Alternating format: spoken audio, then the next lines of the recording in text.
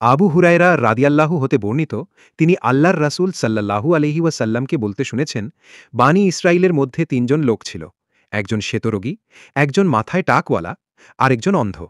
একদিন তাদের কাছে একজন ফেরেশতা এলেন মানুষের রূপে। প্রথমে তিনি কুষ্ঠরোগীর কাছে গিয়ে জিজ্ঞেস করলেন, তুমি সবচেয়ে বেশি কি চাও? সে বলল, আমি চাই আমার রোগ সেরে যাক, মানুষ যেন আমাকে ঘৃণা না করে এবং সুন্দর চামড়া পাই। ফেরেশতা তার গায়ে হাত বুলিয়ে দিলেন, রোগ চলে গেল। তারপর জিজ্ঞেস করলেন, তুমি কোন জিনিস পছন্দ করো? সে বলল, উট।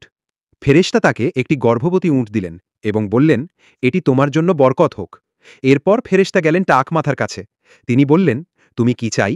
সে বলল, আমি সুন্দর চুল চাই, যাতে মানুষ আমাকে হেয় না করে। ফেরেশতা তার মাথায় হাত বুলালেন, সে চুলে ভরে গেল। তারপর বললেন, তুমি কোন জিনিস পছন্দ করো? সে বলল, গরু। তাকে একটি গর্ভবতী গরু দিলেন। শেষে ফেরেশতা গেলেন অন্ধ মানুষের কাছে। তিনি বললেন, তুমি কি চাই?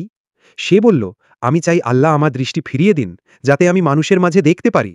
ফেরেশতা তার চোখে হাত বুলালেন, সাথে সাথে দৃষ্টি ফিরে গেল। তারপর জিজ্ঞেস করলেন, তুমি কোন জিনিস ভালোবাসো? সে বলল, ছাগল। তাকে একটি গর্ভবতী ছাগল দিলেন। কিছুদিন পর সবার পশু বেড়ে একেকজনের বিশাল সম্পদ হল। একদিন ফেরেশতা গরিব মানুষের রূপে এসে কুষ্ঠরোগীর কাছে ভিক্ষা চাইল। সে বলল, আমার অনেক পথ গেছে, খাবার পানি নেই, আল্লাহ তোমাকে সম্পদ দিয়েছেন, আমাকে একটু সাহায্য করো। সে বলল, এটা আমার নিজের শ্রমের ফল, তোমাকে কিচ্ছু দেব না। ফেরেশতা বললেন, তুমি যদি মিথ্যা বলো, আল্লাহ তোমাকে আগের অবস্থায় ফিরিয়ে দিন। একইভাবে টাক মাথার কাছেও গেলেন, সেও অস্বীকার করল। ফেরেশতা তাকে একই দোয়া করলেন। কিন্তু যখন অন্ধের কাছে গেলেন, সে বলল, আমি একসময় অন্ধ ছিলাম, আল্লাহ আমাকে দৃষ্টি দিয়েছেন, আমার যা কিছু আছে সব আল্লাহর দান, তুমি যা চাও নিয়ে যাও। ফেরেশতা বললেন, তুমি আল্লাহর পরীক্ষা পাশ করেছ।